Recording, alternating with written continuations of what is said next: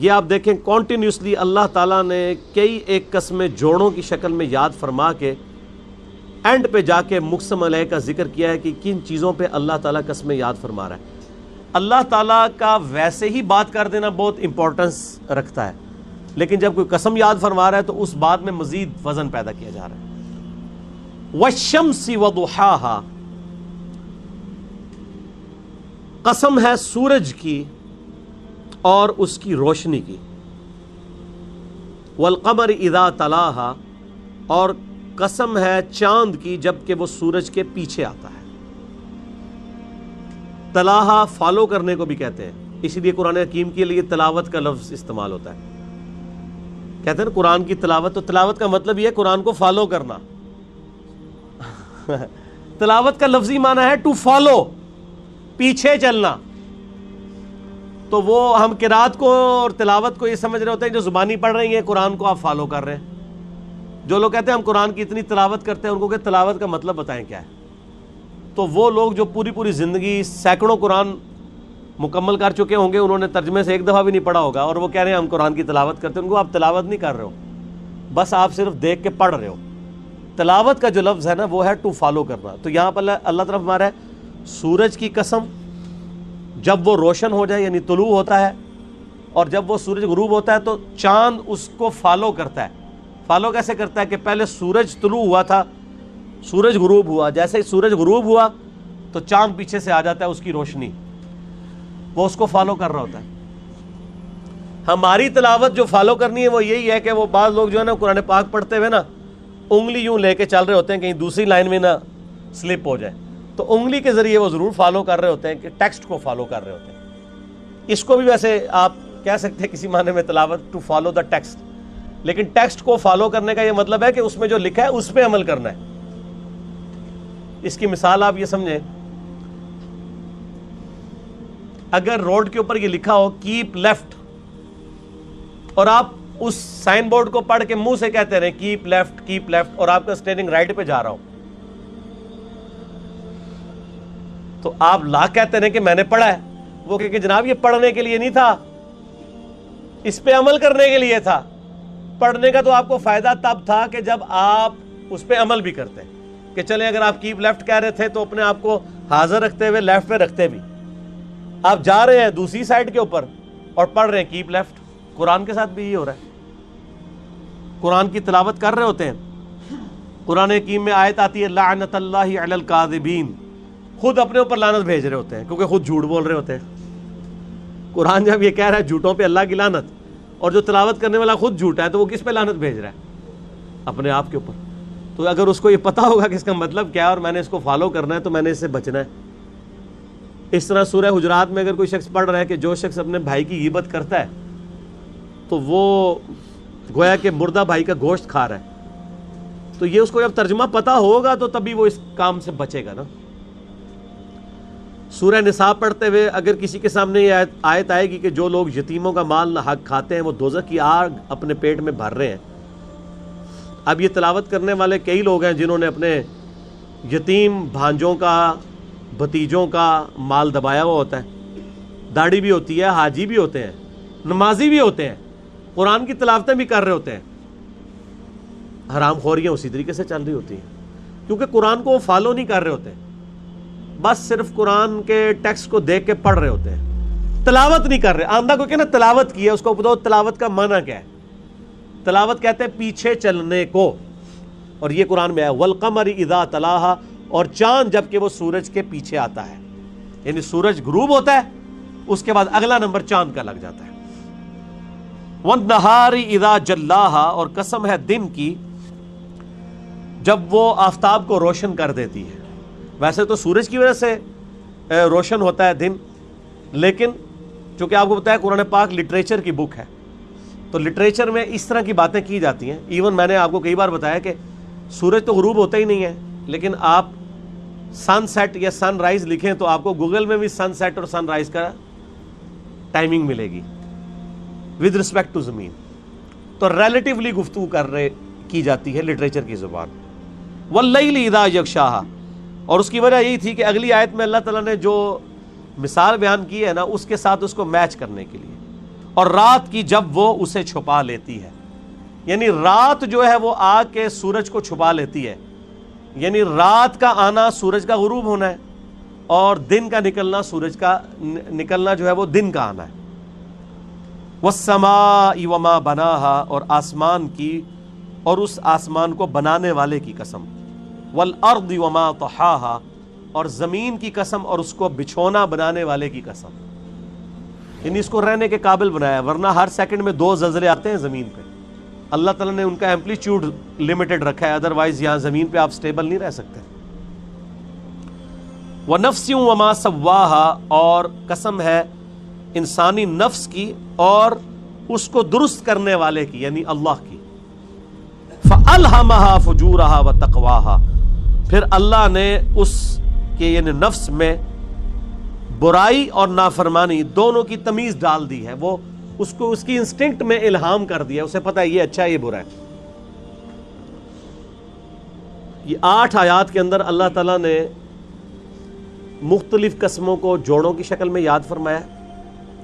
اس سے میسج یہ دیا ہے کہ جس طرح یہ سارے جوڑے ہیں نا, سورج کے ساتھ چاند کا جوڑا ہے, سورج دن کے وقت چاند رات کے وقت, دن اور رات کا جوڑا ہے, آسمان اور زمین کا جوڑا ہے, اور انسانی نفس کے اندر اچھائی کا مادہ اور برائی کا مادہ, یہ بھی جوڑے کی فارم میں. تو الٹیمیٹلی یہ جو دنیا کی زندگی تم گزار رہے ہو اس کا بھی کوئی جوڑا ہے, اور دنیا کا جوڑا کیا ہے؟ آخرت. ربنا آتنا فی الدنیا حسنہ وفی الآخرۃ حسنۃ وقنا عذاب النار. آمین. ان 8 آیات کے بعد وہ یونیورسل ٹروتھ آ رہا ہے, قد افلح من زکاہا, بے شک کامیاب وہ ہوا جس نے اپنے نفس کو پاک کر لیا, تزکیہ کر لیا. وقد خاب من دساہا, اور نامراد ہو گیا جس نے اپنے نفس کو مٹی میں ملا دیا, اس کو دبا دیا. یہاں فزیکلی دبانا مراد نہیں ہے, بلکہ انسان کو جو اللہ نے عقل اور شعور دی تھی جس کی وجہ سے وہ حق اور باطل میں تمیز کر سکتا تھا, اس کے باوجود اس نے اپنے اوپر خود ہی پردہ ڈال لیا. یعنی کبوتر کی طرح آنکھیں بند کر لیں اور سمجھا کہ بلی غائب ہے. کتنے زبردست الفاظ ہیں, یہ اتنی قیامت ہے. وقد خاب من دساہا, وہ برباد ہو گیا جس نے اپنے آپ کو خود خاک میں ملا لیا, اپنے اندر جو حقائق اس پر آشکار ہوئے تھے ان کو چھپا لیا. مجھے بتائیں دنیا میں کوئی انسان ہے جو یہ کہے کہ مجھے یہ بات پتہ ہی نہیں چلی کہ جھوٹ بولنا جو ہے یہ برا ہے اور سچ بولنا اچھا ہے؟ انسان کی انسٹنکٹ میں ماں باپ کے ساتھ اس نے سلوک کرنا اچھا ہے اور ان کے ساتھ ظلم و زیادتی کرنا یہ برا ہے. اس کے لیے ایون انبیاء کی تعلیمات نہ بھی ہوں تب بھی ہمیں پتہ ہے. میں اکثر کہتا ہوں کہ ہالی ووڈ کی فلم کے اینڈ پہ بھی سچ کی جیت دکھائی جاتی ہے. ہیرو کو کیا پریزنٹ کیا جاتا ہے؟ چند ایک فلمیں ہو سکتی ہیں جس میں آپ کہہ دیں کہ ذرا ایک ایکسیپشن ہے. اوورال ایک اپ رائٹ بندہ دکھایا جاتا ہے, ٹروتھ لور دکھایا جاتا ہے, اور ظلم کے خلاف کھڑے ہونے والے کو ہیرو دکھایا جاتا ہے. کیوں؟ یہ ہماری انسٹنکٹ میں اللہ نے ڈال دی ہے, اور یہ اتنی خطرناک چیز ہے کہ اس کی وجہ سے اگر کسی شخص تک انبیاء کی دعوت نہ بھی پہنچی ہو تب بھی وہ اللہ کے حضور اکاؤنٹیبل ہو جائے گا کہ چلو نبیوں کی دعوت نہیں پہنچی تھی, کیا تمہیں یہ چیزیں سمجھ نہیں تھی؟ کیا تمہارا دل گواہی نہیں دیتا تھا کہ یہ چیزیں بری ہیں اور یہ چیزیں اچھی ہیں؟ بالکل دیتا تھا. اس کی وجہ سے بھی پکڑ ہو جائے گی. انبیاء کی وحی جو ہے, ان کی تعلیمات, یہ تو نور علی نور ہے نا. ایک نور جو ہمارے اندر موجود تھا, اللہ نے ہمیں انسٹنکٹ میں اچھائی اور برائی کی تمیز دی تھی, جو اس میں فَأَلْهَمَهَا فُجُورَهَا وَتَقْوَاهَا, اس کو پالش کیا ہے انبیاء کرام کی وحی نے, کتاب و سنت کی شکل میں ہمارے پاس پہنچی. دونوں چیزیں ہمارے سامنے ہوں, اس کے باوجود انسان اندھیرے میں مر جائے تو اس کی بدبختی ہے. تو اللہ تعالیٰ ہمارا کامیاب وہ شخص ہوا جس نے اپنے نفس کا تزکیہ کیا, گاڈ کو سیریس لے لیا, اپنے نفس کو صاف کر لیا تمام رذائل سے, برے اخلاقیات سے, اور اسے مزین کر لیا تمام اچھے اخلاقیات سے, فضائل سے. وہ کامیاب ہو گیا. اور برباد ہو گیا وہ شخص, نامراد ہو گیا وہ شخص جس نے اپنے نفس کو خاک میں ملا دیا. یعنی یہ نفس کے اندر جو سچائی تھی اس کو دبا کے رکھا. کئی لوگ ہیں دبا کے رکھتے ہیں, وہ اپنے ضمیر کے مجرم ہوتے ہیں, اور اس کی آپ نے نمائندہ مثالیں دیکھنی ہے تو ہمارے پولیٹیکل لیڈرز کو دیکھ لیں، ان کے ماننے والوں کو، کہ وہ ٹی وی ٹاک شوز میں آ کے کس طرح جھوٹی باتوں کا دفاع کر رہے ہوتے ہیں. ان کا اندر ان کو گواہی دے رہا ہوتا ہے کہ ہم غلط کر رہے ہیں، لیکن وہ یہ سمجھ رہے ہوتے ہیں کہ ہماری ڈیوٹی یہی ہے کہ ہم نے، ہمارے جو بڑے لیڈر نے فرما دیا سو فرما دیا، اب ہم نے اس کا دفاع کرنا ہے. تو وہ اپنے اندر جو سچائی ہے اس کو دبا رہے ہوتے ہیں اور اس کی وجہ سے ایک مجرمانہ زندگی گزارتے ہیں.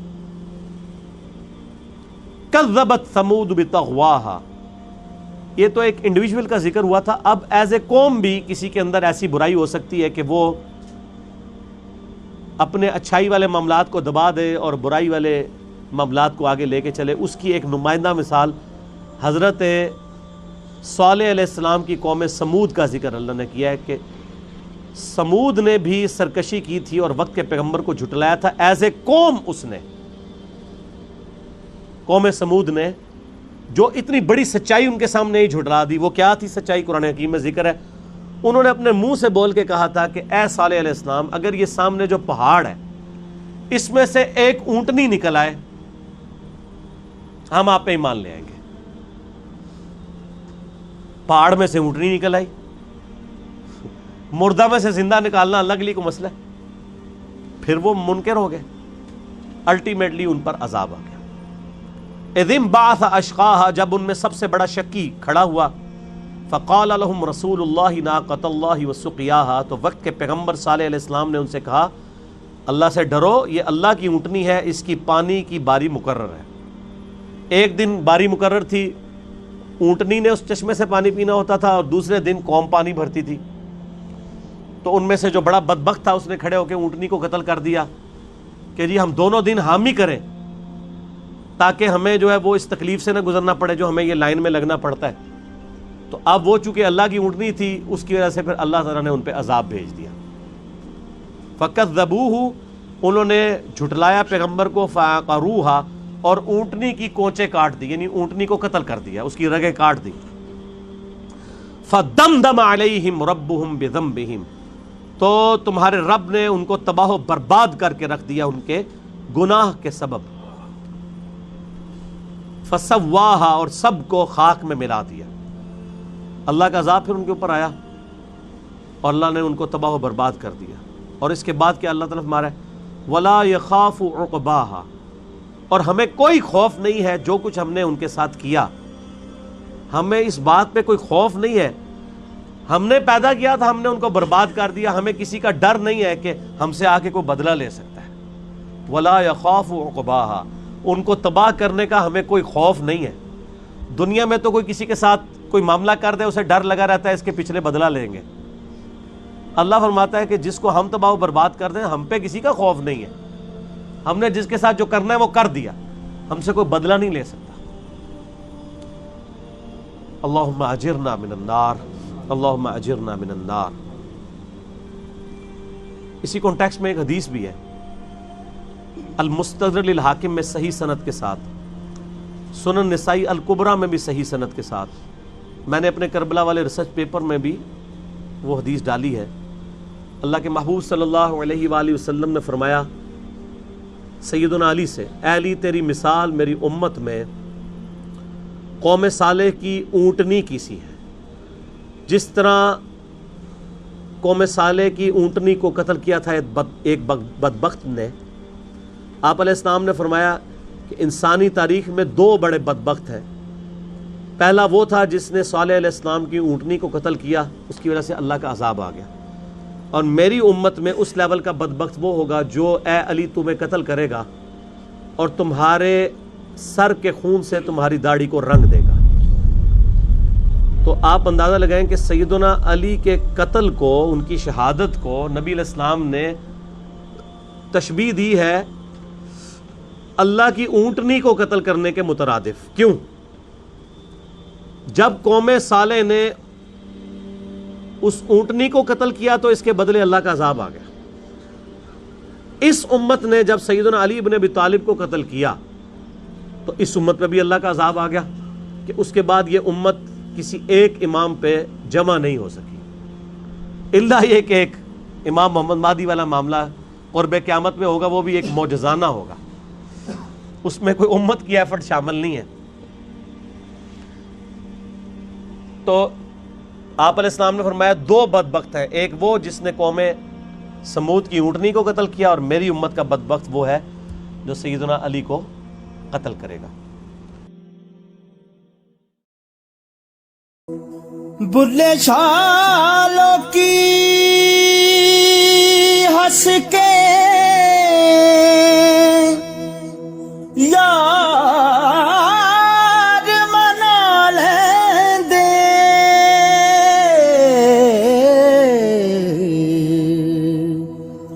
تے ساڈا رونا بھی نہ منظور ہویا, منظور ہویا.